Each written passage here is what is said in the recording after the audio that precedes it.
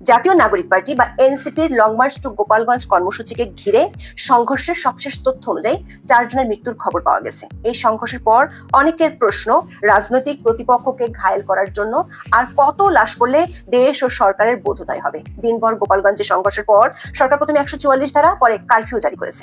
স্থানীয় জনতা ঘেরার মুখে সমাবেশ শেষে গোপালগঞ্জ এসপি অফিসে অবরুদ্ধ হয়ে পড়েছিল এনসিপি নেতারা। পরে বহুবার এনসিপির গালমন্দ শোনা সেই সামরিক বাহিনী হয়েছে উদ্ধারকর্তা। দর্শক, সামাজিক মাধ্যম ও রাজনৈতিক বিশ্লেষক মহলে গোপালগঞ্জের এই সহিংসতার খবর নিয়ে ব্যাপক প্রতিক্রিয়া দেখা দিয়েছে। অনেকেই বেশ কিছু প্রশ্ন তুলেছেন, যেগুলোর দেশের স্থিতিশীলতার জন্য ভেবে দেখা দরকার। অনেকে মনে করছেন গোপালগঞ্জে কর্মসূচিকে কেন্দ্র করে উস্কানিমূলক বক্তব্য দিয়ে আগে থেকেই সংঘাতময় পরিস্থিতি তৈরি করেছে এনসিপি নেতারা। আবার আইন শৃঙ্খলা বাহিনীর সদস্যদের হাতে প্রাণ হারানোর ঘটনা বন্ধের যে দাবি গত 1 বছর ধরে করা হচ্ছে, সেখানে তাদের আবারও প্রাণঘাতী অস্ত্রের ব্যবহার কেন করতে হলো? যে 4 জন মানুষ মারা গেলেন, তাদের মৃত্যুর দায় কে নেবে? সংঘাতময় পরিস্থিতি এড়াতে কেন আগে থেকে 144 ধারা জারি করা হলো না? কেন ঘটনার পর জারি করা হলো? আবার অনেকেই মনে করছেন, একদিকে জাতিসংঘ মানবাধিকার কমিশনকে ঢাকায় অফিস খোলার অনুমতি দিল সরকার, অন্যদিকে বাহিনীগুলোকে প্রাণঘাতী অস্ত্র ব্যবহার করতে দিচ্ছে। এটি কি কোনো ষড়যন্ত্র?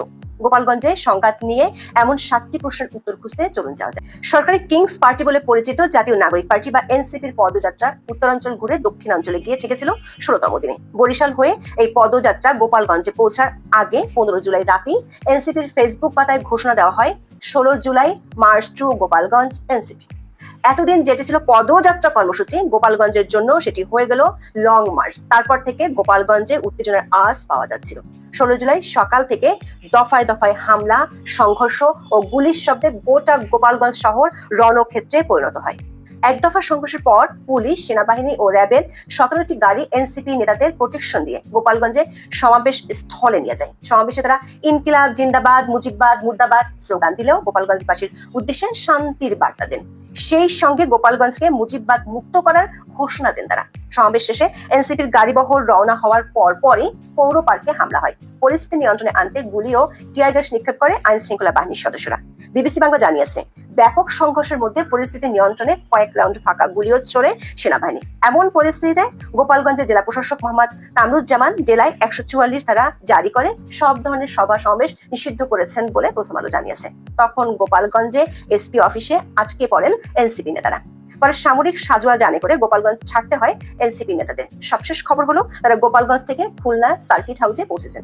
বাংলাদেশের বেশিরভাগ গণমাধ্যমে এই হামলার জন্য কাউকে দায়ী করা হয়নি, তবে কিছু কিছু গণমাধ্যম বর্তমান অন্তর্বর্তী সরকার আমলে নিষিদ্ধ ঘোষিত ছাত্রলীগকে দায়ী করেছে। এদিকে বিকেল থেকে সামাজিক মাধ্যমে গোপালগঞ্জে মারা যাওয়ার খবর ছড়িয়ে পড়ে। বিবিসি বাংলার খবরে বলা হয়েছে, গোপালগঞ্জের সংঘর্ষের ঘটনায় 4 জনের মৃতদেহ সদর হাসপাতালে এসেছে বলে জানিয়েছে কর্তৃপক্ষ। গোপালগঞ্জের 250 শয্যা জেনারেল হাসপাতালের তত্ত্বাবধায়ক ডাক্তার জীবতোষ বিশ্বাস বিবিসি বাংলাকে সন্ধ্যা 5:30টার দিকে জানান, এখন পর্যন্ত 4 জনের মৃতদেহ হাসপাতালে এসেছে। সংঘর্ষের ঘটনায় আহত অনেকে চিকিৎসা নিলেও তাদের সঠিক সংখ্যা এখনো জানা যায়নি। সন্ধ্যা 7টার দিকে সরকারের পক্ষ থেকে জানানো হয়, গোপালগঞ্জে কারফিউ জারি করা হয়েছে। উপদেষ্টা আসিফ মাহমুদ সজীব ভুঁইয়া নিজের ফেসবুক পোস্টে বলেছেন, জীবন মৃত্যুর মতো পরিস্থিতি না হলে সাধারণ জনগণ কেউ ঘর থেকে বের হবেন না। দর্শক, শান্তিতে নোবেল বিজয়ী অধ্যাপক ইউনূসের শাসনামলে এমনিতেই মব সন্ত্রাসের জন্য দেশের মানুষের ত্রাহি অবস্থা। গোপালগঞ্জের সংঘর্ষের ঘটনার পর অনেকেই প্রশ্ন তুলেছেন, সরকার চাইলে এই প্রাণহানি এড়াতে পারত কিনা। অনেকে বলেছেন, এনসিপি সরকারের পৃষ্ঠপোষকতায় যে রাজনীতি করছে সেটি ওপেন সিক্রেট। এনসিপি নেতারা সারা দেশে কর্মসূচি করেছে পদযাত্রা নামে, কিন্তু গোপালগঞ্জের কর্মসূচির আগে সার্জিস আলম পোস্ট দিয়ে জানায় মার্চ টু গোপালগঞ্জ। এরপর নাহিদ ইসলাম সহ এনসিপি নেতারা একই পোস্ট দেন। পদযাত্রা শব্দটি সহিংস বা বিরোধপূর্ণ কোনো কর্মসূচি নয়। অন্যদিকে মার্চ মানে শুধু পদচারণা নয়, এটি প্রতিপক্ষকে চ্যালেঞ্জ জানানো, রাজপথ দখল করা, রাজনৈতিক শত্রুর দিকে ধাবিত হওয়ার কথা বলা। এটি এক ধরনের উস্কানিমূলক শব্দ। আসিফ বিন আলী তার ফেসবুক পোস্টে প্রশ্ন রেখেছেন, হঠাৎ করে এই পদযাত্রা হয়ে গেল মার্চ টু গোপালগঞ্জ। পার্থক্যটা স্পষ্ট। এনসিপি এখানে উস্কানি দিয়ে এই কার্যক্রম হাতে নিয়েছে, নিজেদের শক্তি প্রদর্শনের জন্য এই শব্দের পরিবর্তন করেছে। আবার অনেকে লিখেছেন, গোপালগঞ্জ বঙ্গবন্ধু শেখ মুজিবুর রহমানের জন্মস্থান, এখানে এনসিপি সভা সমাবেশ করতে পারে, সে অধিকার তাদের আছে, কিন্তু বঙ্গবন্ধুর জন্মস্থানে গিয়ে বঙ্গবন্ধুর নামে অবমাননাকর মন্তব্য করলে ওই এলাকার মানুষ ক্ষিপ্ত হওয়া কি অস্বাভাবিক কিছু? পারভেজ আলম লিখেছেন, গোপালগঞ্জে নিহত একজন পথচারী, এর মৃত্যুর পিছনে এনসিপির কি কোনো দায় নাই? গোপালগঞ্জের আগে অন্য কোনো শহরে তারা মার্চ করেছে? নাহিতেও আমি এমন উস্কানিমূলক বক্তব্য আগে কখনো দিতে দেখি নাই, যেমনটা সে দিয়েছে সম্প্রতি। গতকাল থেকে এনসিপির বহু কর্মীকে উস্কানিমূলক বক্তব্য ও ছবি প্রচার করতে দেখা গেছে। 5 আগস্টের পর থেকে বিএনপি সহ অন্য রাজনৈতিক দলগুলো গোপালগঞ্জে স্বাভাবিক রাজনীতি করছে। জেলাটিতে বিএনপির একটি বিশাল তরুণও আছে, কেউ তো সেই তরুণ ভাঙেনি। তাহলে এনসিপি কেন গোপালগঞ্জ নিয়ে উস্কানিমূলক বক্তব্য দিল, সে প্রশ্ন রেখেছেন অনেকে। গোপালগঞ্জের সহিংসতার ঘটনায় তৃতীয় যে প্রশ্নটি উঠে এসেছে সেটি হলো সরকারের দায়িত্ব জ্ঞানহীনতা। গত কয়েকদিন ধরে সংবাদ মাধ্যম ও সামাজিক মাধ্যমে ছড়িয়ে পড়েছিল গোপালগঞ্জে এনসিপি সমাবেশকে ঘিরে উত্তেজনা ছড়িয়ে পড়ছে এবং সেখানে অপ্রীতিকর ও সহিংস ঘটনা ঘটতে পারে। এমন পরিস্থিতি তৈরি হলে বর্তমান সরকারের আমলে অনেক জায়গায় আগে থেকেই 144 ধারা জারি করা হয়েছিল এবং সংশ্লিষ্ট পক্ষগুলোকে সেই কর্মসূচি পালন করতে দেয়নি। তাহলে সরকার কেন গোপালগঞ্জে এনসিপির কর্মসূচিকে ঘিরে 144 ধারা বা নিষেধাজ্ঞা জারি করেনি? সেক্ষেত্রে সরকার এনসিপির কর্মসূচির জন্য উল্টো আইন শৃঙ্খলা বাহিনীর 17টি গাড়ি বহর দিয়ে রেখেছিল। দেশের অন্য কোন রাজনৈতিক দলকে কি এমন নিরাপত্তা সরকার দেয়? সংঘর্ষের পর যে 144 ধারা জারি করা হলো, সেটি যদি আগে জারি করা হতো তাহলে কি 4টি মৃত্যুর দায় থেকে মুক্তি পাওয়া যেত না? কারফিউ জারির আগে 4টি লাশ কি সরকারের খুব দরকার ছিল? এমন প্রশ্ন তুলেছেন কেউ। দর্শক, জুলাই আন্দোলনের সবচেয়ে আপত্তিজনক কাজ ছিল আইন শৃঙ্খলা বাহিনীর গুলি চালানো, কিন্তু বছর না ঘুরতেই গোপালগঞ্জে আইন শৃঙ্খলা বাহিনীকে সেই পুরনো বন্দোবস্তে ফিরিয়ে নিয়ে যাওয়া হলো কেন? 71 টিভিতে প্রচারিত একটি ভিডিওতে দেখা যাচ্ছে পুলিশের পাশাপাশি সেনার সদস্যরা গুলি চালিয়েছে। বিবিসি বাংলার খবরও একই তথ্য জানানো হয়েছে। সেনা সদস্যদের একজন আহতকে টেনে নিয়ে যাওয়ার ভিডিও এবং ছবি ভাইরাল হয়েছে। দেশের বাহিনীগুলো যখন ঘুরে দাঁড়ানোর চেষ্টা করছে তখন তাদেরকে আবার কেন এমন আপত্তিকর কাজে ব্যবহার করা হলো? দর্শক, এনসিপি নেতারা যখনই বিপদে পড়েন তারা পুলিশ ও সেনাবাহিনীর উপর দোষারোপ করেন। এমনকি গোপালগঞ্জের এসপি অফিসে নিয়ে গিয়ে পুলিশ যখন তাদের রক্ষা করছিল তখনও তারা পুলিশকে দোষারোপ করেছে।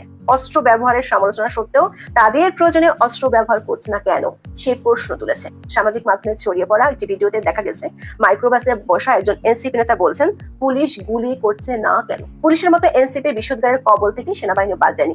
এনসিপি নেতা হাসনাত আব্দুল্লাহ তো সেনাবাহিনী ও সেনাপ্রধানের সমালোচনার সব রেকর্ড ছাড়িয়ে গিয়েছেন, অথচ গোপালগঞ্জ থেকে উদ্ধার পাওয়ার জন্য সেনাবাহিনীর আর্মার্ড পার্সোনাল ক্যারিয়ার বা এপিসিতেই উঠতে হলো। আশিকুর রহমান শোভন লিখেছেন, সেনাবাহিনীর এপিসির ভিতরে করে ফুল লোডেড মিলিটারি প্রোটোকলে পালাচ্ছে একটা রাজনৈতিক দলের কেন্দ্রীয় নেতারা। 24-এর অভ্যুত্থানের ঠিক 1 বছর পর অভ্যুত্থানের নেতৃত্ব দেওয়ার নেতারা সামরিক বাহিনীর এপিসিতে করে পালাচ্ছে।